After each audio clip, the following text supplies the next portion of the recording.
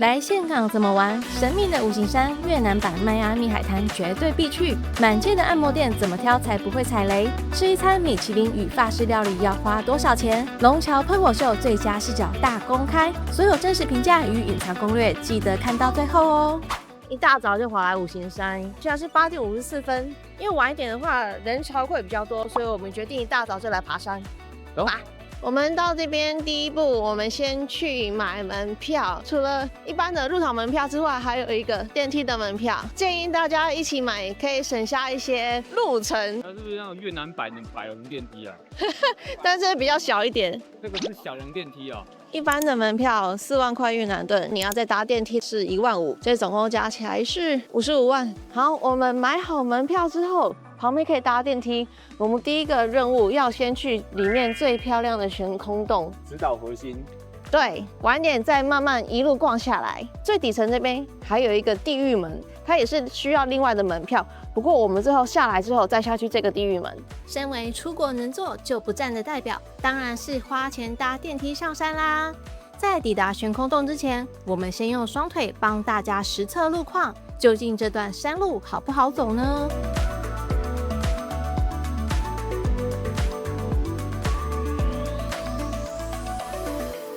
我們到第一個岔路之後啊，大家記得不要往左轉走。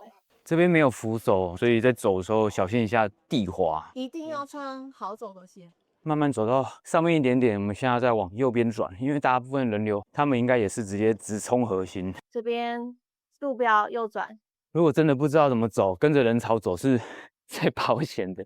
他們這邊的階梯做的有點崎嶇不平啊，所以來這邊走，注意好每一步。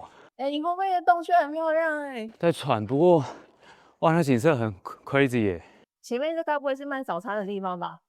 還有板凳跟桌子，在這邊喝東西、喝飲料也太愜意了吧！這麼很大的巨石、樹木。鴿子吃早餐，你有看過鴿子吃椰子嗎？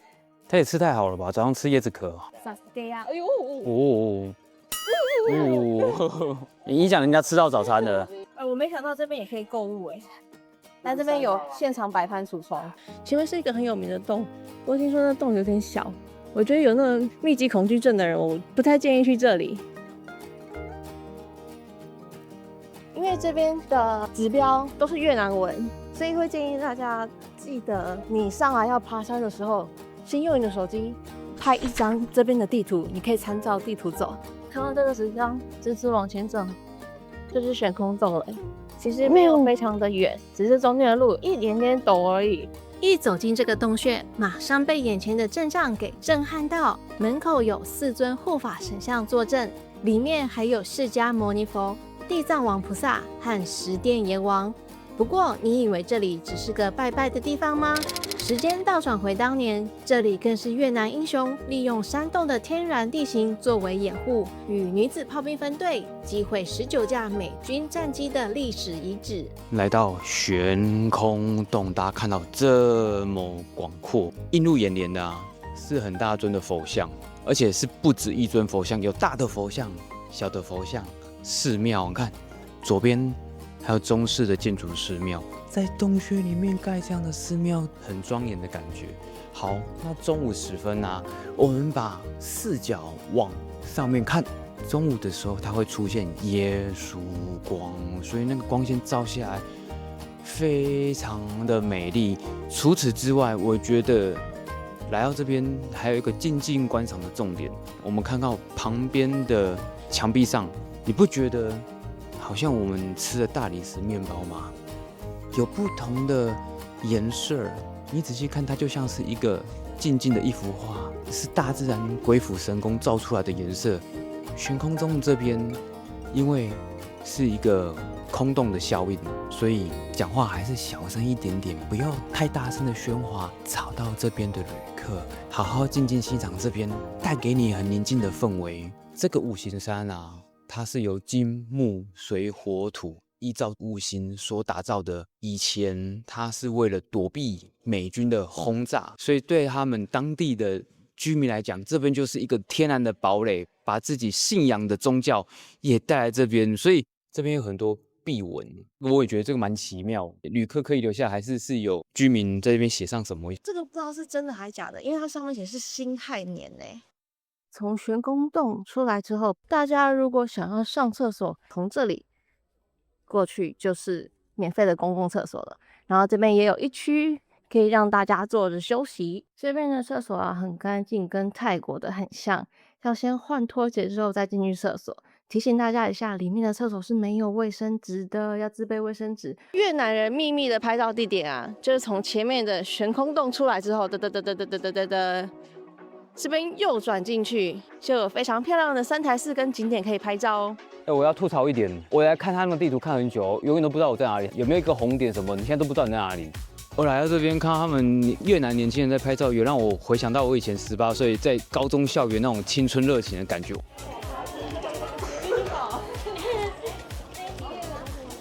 經過三台寺之後，放到觀海台就在上面。好，我們走之前先請當地的奧黛小姐為我們開路。我還沒走上去之前，竟然聽到有人在吹竹笛，該不會有仙人在上面吧？是放音樂的啦，哦，放音樂的。不過這樣也很有 feel 啊。看這邊的路是有點陡，如果是长輩的话，走路來這裡要小心一點哦。哇，上來這個視野很遼闊，大家看一下。哇哦，可以看到整個岘港的市區的景色。哇，好美哦！很特別是他們比較沒有高樓大廈，好像小屋子，然後搭配山景。你後面那個山怎麼那麼可愛？這山的形狀很像布丁哎。我覺得那會不會是人家攀岩的好場所啊？有點像是喀斯特地形。我本來下去，我又不敢走，因為你知道這沒有扶梯。這個我要抱這個柱子這樣下去接下來我們來到靈隱寺右邊的望海台，這可是越南阮朝的第2任皇帝下令建造這個觀景台，號稱是俯瞰美西沙灘跟無敵海景的最佳視角。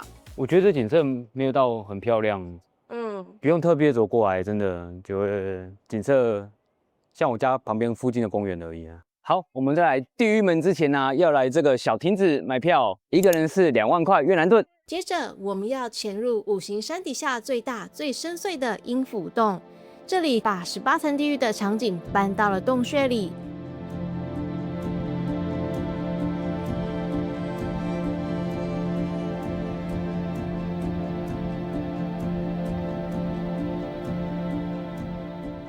怎麼來地獄門那麼開心啊？你知道你現在在地獄嗎？不覺得像地獄啊，像是一個很寧靜的佛教寺堂，是一個莊嚴肅重、平靜的感覺 ，peaceful。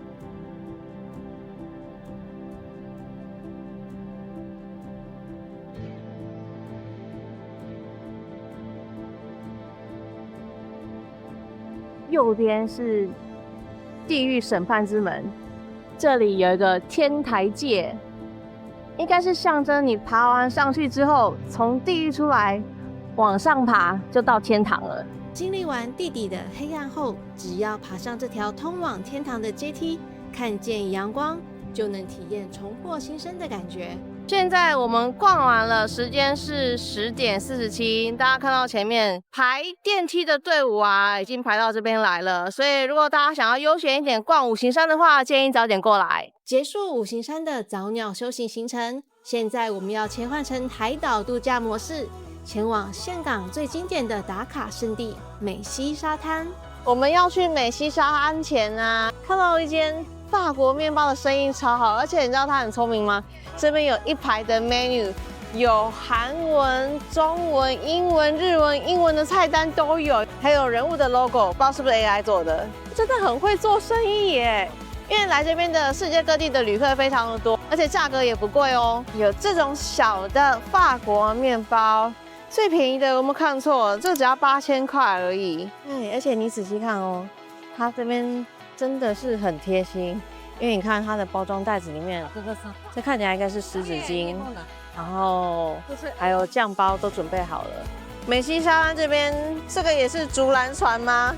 我現在看到竹籃船，我會害怕。哇，今天天氣好好哦，藍天白雲的，讓美西沙灘更漂亮。我記得躺椅是要錢的，不過只要花少少的，印象中是幾萬塊越南盾，你就可以在這裡享受一個躺椅的悠閒下午時光。這裡被譽為全世界第6名漂亮的海灘，越南版的邁阿密，因為它有很長很長的沙灘，然後旁邊配的是高樓大廈，然後這裡很多的外國人都很喜歡來這裡 chill 一下，游泳啊，水上活動，或是單純來這邊聊天，曬曬日光浴。美溪沙灘真的是峴港這裡很大很大的特色，因為你沒想到你可以在城市之中就找到一個讓你放鬆的地方。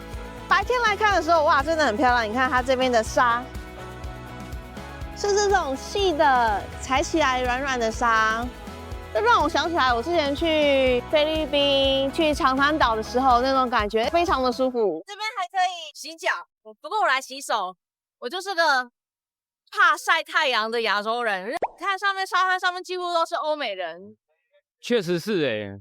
我剛才就覺得我們兩個很突兀，因為我們兩個都包緊緊，所以在美溪沙灘上面，你基本上不會看到亞洲人在這邊曬日光浴。這個怕曬的亞洲人比較適合在沙灘旁邊的餐車點點東西在旁邊吃。法都不貴呢，披薩 M size 的130、185，而且這邊是旅遊勝地耶。對啊，這價格實在太誇張的便宜了吧？有點像在淡水漁人碼頭的海景第一排吃披薩。來到越南旅遊，怎麼能不安排馬殺雞犒賞自己呢？峴港街頭的按摩店多到眼花繚亂，該怎麼挑選？價格又是多少錢呢？我選擇做全身的60分鐘按摩，現在有 discount， 26萬越南盾，有一杯麥茶。然後這邊有小餅乾，看起來是喉糖的東西，裡面有荊棘，還有薑片，泡泡腳。這間看起來好家庭式哦，裡面看起來就是他們自己的家裡。按摩，全身按摩要上2樓，沒有冷氣，不過有一個簡單的電風扇，東西都有置物籃可以放在這裡。這整個是浴室，有個浴缸，按摩完還有芒果。我現在剛剛完，看起來應該真的超狼狽的，就是因為中間呢還有按摩頭皮的部分，所以頭髮就會比較亂。然後因為是全身精油按摩，在按摩最後他會用熱毛巾幫你身上的精油給擦乾淨。推薦大家晚上你要睡覺前，你要回飯店前，你再過來按摩，不然的話你。然後像我現在頭髮亂七八糟，你等一下要去跑行程拍美照的話，可能就沒有辦法。它力道還蠻充足的，所以過程中難免有一點點的小出入。不過我覺得是無傷大雅啦，因為畢竟它不是在那種很高級的按摩連鎖店，有一些按摩手法其實跟泰式按摩有一點蠻像的。然後但是有個動作我也比較不解，是有一點是拉你的頭髮，按的時候我也想說完蛋，我的頭髮是不是要被拔光光了？那段我有點緊張，所以如果說遇到那段的時候，大家可以斟酌一下，就可以請他可能不要按，或者說溫柔一點。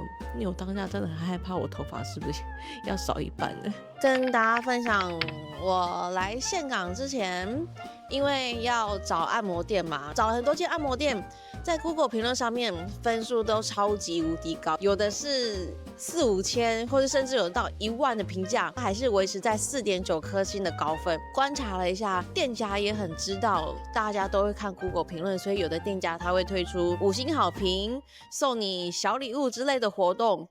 所以其實蠻多店家也是用這種方式去洗評論，洗到很高，會變成說在找按摩店的時候有一點失準了。按摩店其實是很看師傅的技術，所以沒有推薦大家一定要去哪一間按摩店按摩。大家看到好評這麼高，也不要太高興，因為有可能是洗出來的。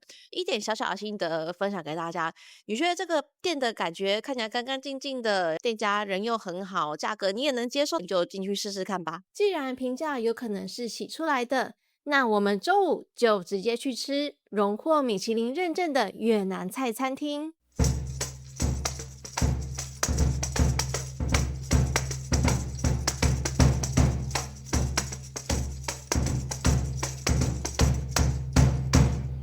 這邊點餐的方式啊，大家可以看到上面是平板，然後它有圖片，但它比較尷尬的是它沒有中文的顯示，它還可以選它要辣還是不要辣。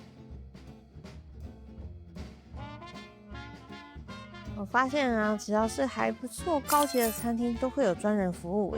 沒想到它這個蟹殼啊，拿來也是用炭烤的，直接幫你把精華都濃縮在裡面了，這樣吃是不是非常的優雅？哇哦，超奢侈的哇，好好吃，好幸福哦！因為螃蟹吃起來非常的有海鮮味，它把蟹膏跟蟹肉混在一起，質地厚唇，吃起來入口即化。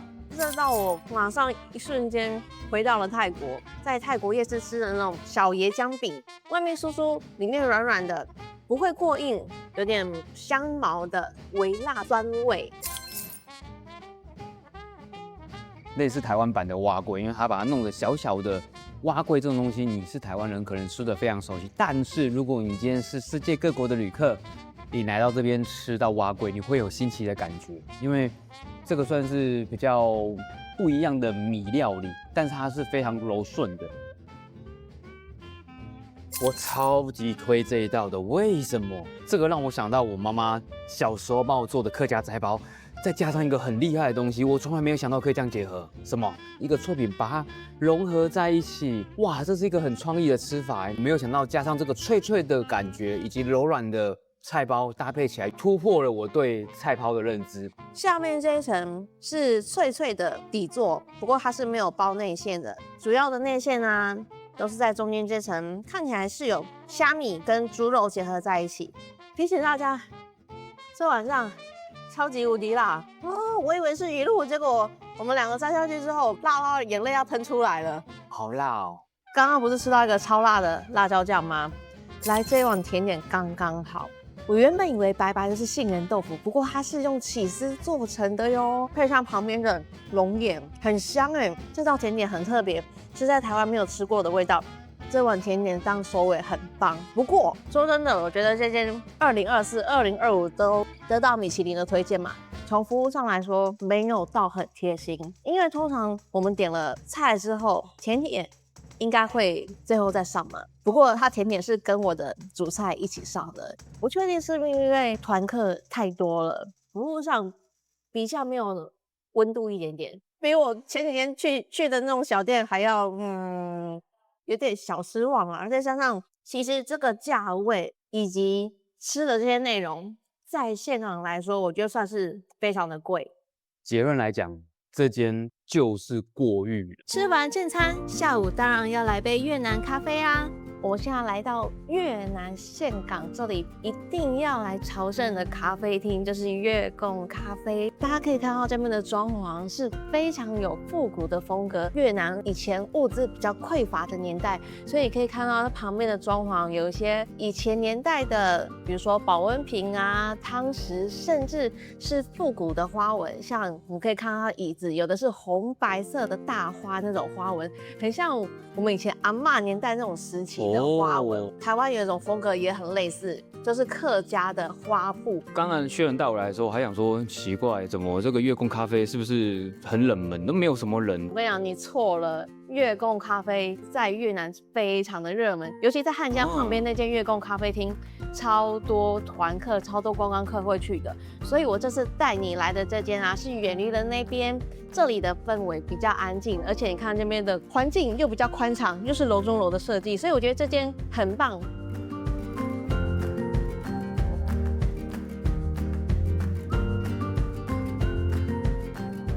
每次來旅行啊，我們在品嘗當地的食物跟飲品的時候，會透過它的原料或是它的一些食材，我們可以回溯到以前的歷史的脈絡。那我點的這個是這裡的招牌椰子咖啡，因為加了椰子冰沙的關係，所以它的甜度算是變得比較高，連我這種不是很敢喝黑咖啡的人也可以接受的。我喝這杯咖啡的時候，我想到的是我以前的回憶。我小學的時候很喜歡去販賣機頭一個飲料叫做咖啡牛奶，想說哇，咖啡應該就是這麼甜甜的好喝。長大之後才發現，不是，越南咖啡為什麼會喜歡加煉乳？主要是因為以前那個年代物資比較缺乏，以及越南的天氣這裡很熱，比較難保存牛奶或是有乳製品的東西，改加入了煉乳，才變成越南風格的煉乳咖啡。晚餐時間，我們直接升級到高空酒吧，品嘗法式料理，享受无敌夜景。到底在越南高級餐廳吃法餐要花多少錢呢？只是誤闖了什麼奇怪的地方啊？這感覺好像是人家婚禮耶，旁邊好像是人家婚禮在彩排，等一下要表演跳舞。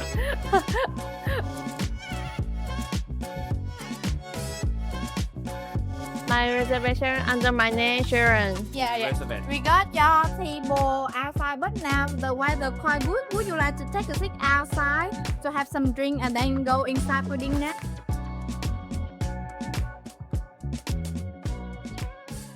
我們今天晚上來到一間高級的法國料理。越南這裡以前曾經被法國殖民過，所以這裡有蠻多很不錯的法國料理餐廳，而且價格我跟你講非常划算，而且這裡的景色非常的好。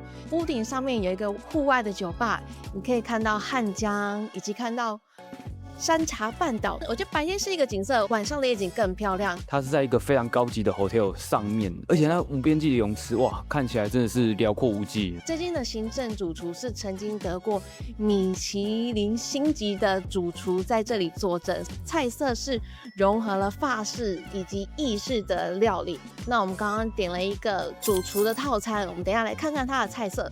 這間餐廳很棒的是，如果你生日的話，你可以跟他們講，他會特地幫你布置這樣子的座位。而且我發現他們服務人員蠻丁丁的，英文都蠻流利的，就是還蠻認真在服務你的。剛開始訂位的時候，他們就很積極的跟我聯繫。訂位的時候不小心寫了中文名字，那他有特別問我說我的英文名字是什麼，所以從一進來接待的時候，那個服務生非常的貼心，一直記得我的名字，然後點完餐之後也跟我說，謝謝 Sharon。不過其實這是我第一次吃法國料理，因為在台灣也沒有機會，也沒有那麼多的錢敢去吃法國料理，所以我想說，好，那既然我來到岘港，大家都說岘港這裡的法國餐非常的划算，我就來這邊試試看吧。我們平時是小資夫妻，前幾天還說一節食了。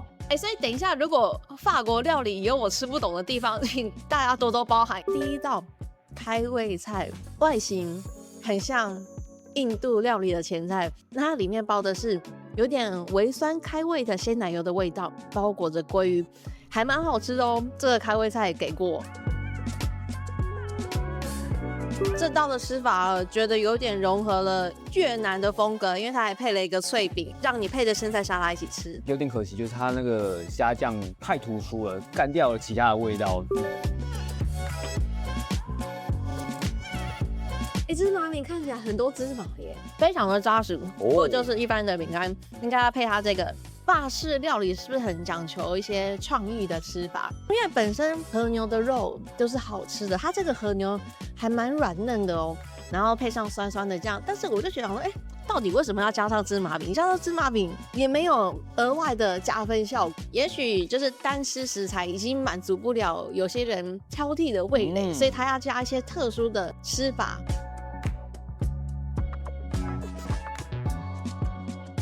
這道鮑魚鮮蝦湯，我嚇到因為它裝飾的非常的漂亮，上面還有用小花在點綴，長形的麵包讓我想到我在惠安古鎮的時候看到很多的小船，小花就是河上面的水燈，下面就是秋澎河。你不覺得這道菜就是惠安古鎮的縮影嗎？我吃到現在，其實除了擺盤之外，法式料理的感覺比較低一點。我覺得這裡的法式料理有結合東南亞的特色料理。剛喝這個鮑魚湯的時候，我第一個想到的是我以前那個吃板豆菜的時候，佛跳牆的湯頭啊。對不對？還有的鮑魚湯底也會是這個顏色，然後喝起來也是類似，有一點點偏羹湯。我們的主菜點的是安格斯牛，原本還擔心它會不會太生，結果吃起來意外的軟嫩，那個熟度真的是剛剛好，很厲害。另外，我很喜歡旁邊的馬鈴薯煎成這種長條形的，四面煎的脆脆的，很像在吃薯餅，好好吃。它配上的是富國島的胡椒醬，因為富國島的胡椒也是越南這邊的特產。這個牛排的等級應該是台灣等級很高的牛排店的牛排了，但是你在這邊真的，你只要用一半的價格就可以吃到了，很划算。吃完正餐，我們移駕到高空酒吧吃甜點、看夜景。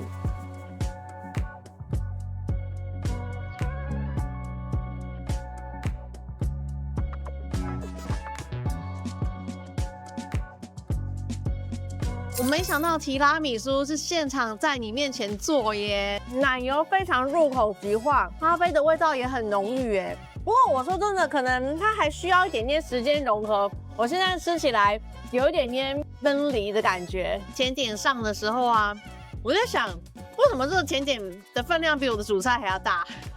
很大一個甜甜圈，原本很期待，但吃了之後，我覺得這個味道很熟悉，就是一般的卡士達甜甜圈，檸檬的味道還蠻搶戲的哦，會蓋掉卡士達的甜膩感。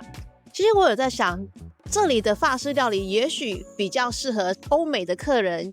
對於外國人來說，來這邊嘗鮮可能會覺得，有一些東南亞的元素在裡面，非常的特別。所以你吃過純正法式料理的話，我就會推薦你來這裡點他們的飲料喝。那也提醒大家一下，這邊有每個人最低消費是30萬越南盾。不過這裡的景色、這裡的服務絕對是超過那30萬越南盾。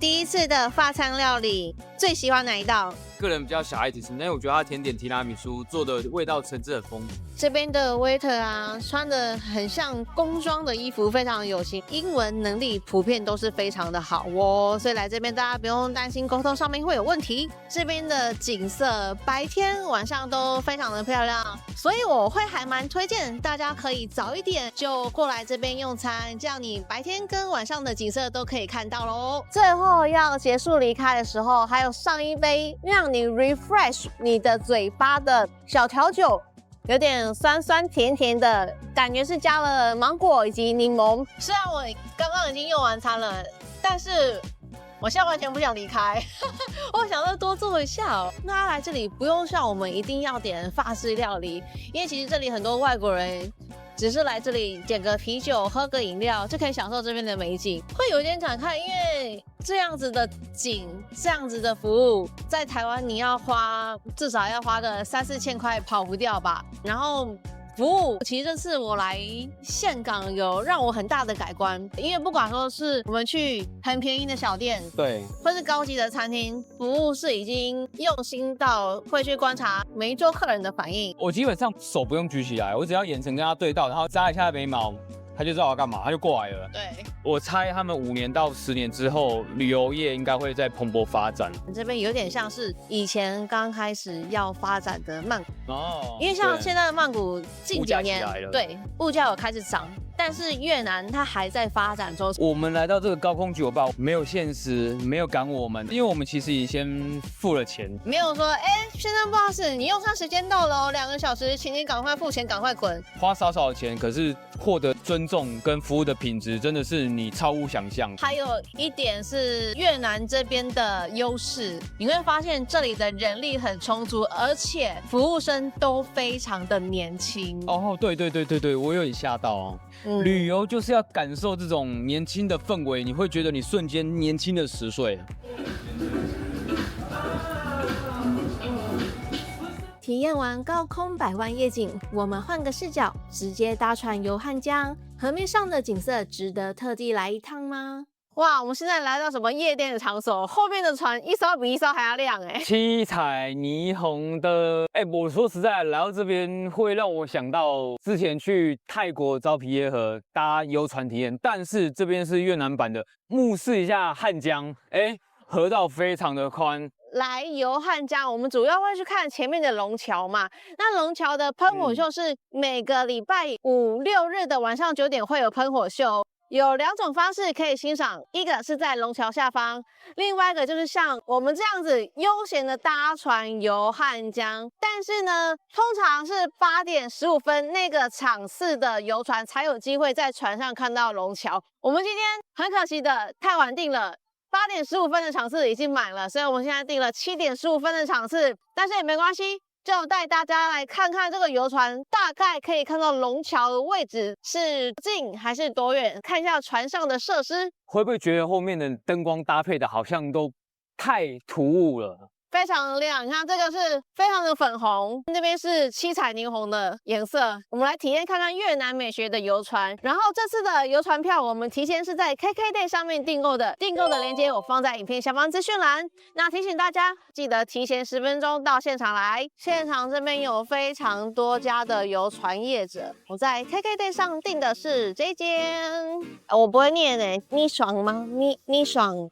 來這邊 check in， 我覺得很不錯，是集合點，它都會有船的名字在這上面，不同的船的名字哦，分門別類，所以你不用擔心找不到地方。我們去現場報到的時候，他會告訴你要幾點回來這裡集合。不過我覺得6點50應該還是有點早，因為我們船是7點15分才發車。沒有，你早點上去熟悉一下環境啊。今天要幹嘛？熟悉環境。那個救生衣在哪裡？我會害怕。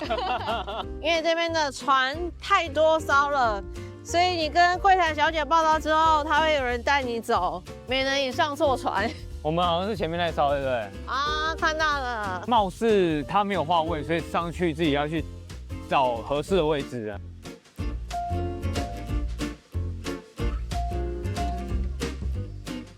哦，他上來有送一下迎賓水果，哎。对啊，這水要錢嗎？應該是不用錢的，因為它放在這邊應該是讓你自己喝的。但如果你上面想喝其他飲料，也有酒水 menu。餐廳看表演秀的感覺，而且很不錯，是它上面的屋頂是鏤空的，所以可以看到星辰。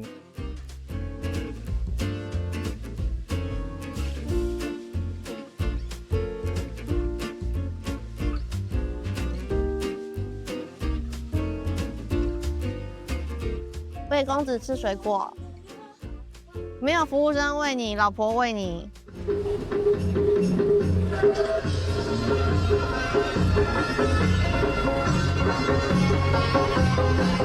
結果現在已經7點20分了，還沒有開船，因為我們旁邊有一艘船，就想是不是要等前面的船跟旁邊船都出發了之後，我們才能出發。看起來它好像是一個 group， 就是全部統一一起出去。因為我們旁邊那艘船如果還沒出去，我們這邊也動不了。前面那艘船超嗨的哦，大家都在上面跳舞，耶！我們終於出發了。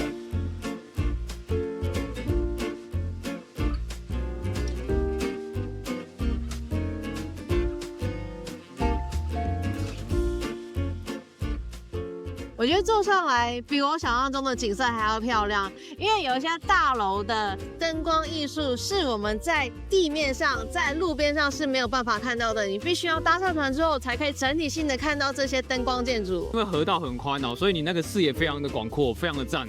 剛開始前面不是有一點點嫌棄說啊，這些船太五顏六色、太繽紛了嗎？但是船到了漢江上之後，燈光的倒影打在河面上，變得很漂亮。真的確實，你看我特別喜歡這兩艘，它投射在湖面上的倒影超美的。搭完漢江遊船，重頭戲準備登場啦，就是周末限定的龍橋噴火秀。建議搭船看還是去龍橋旁邊比較好呢？繼續跟着我們的實測鏡頭，馬上告訴你答案。看到異常熱鬧，有點讓我想到台北的漁人碼頭，但是這邊好多外國旅客，而且這裡整個街道上變成小夜市。大家有沒有看到這個龍頭？等會會噴火，因為我沒有看過噴火會怎麼樣子，預期等下會哇，像新年跨年的那種感覺。大家看一下，屏東現在變什麼樣子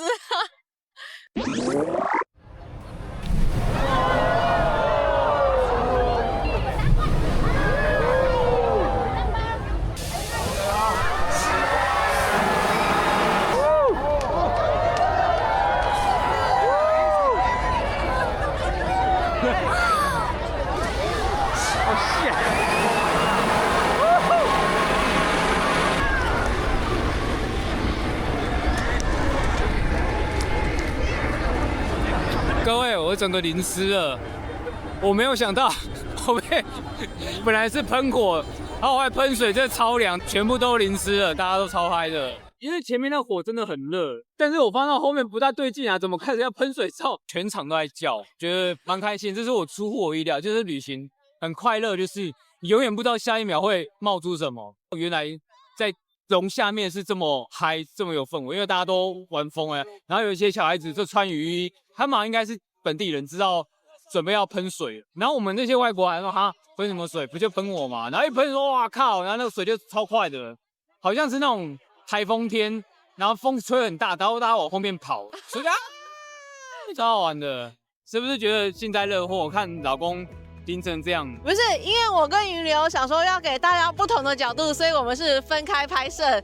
那他刚刚雲流跟我會合的時候，我傻眼，他整個頭上。因為我看到全部都是水，笑死我了！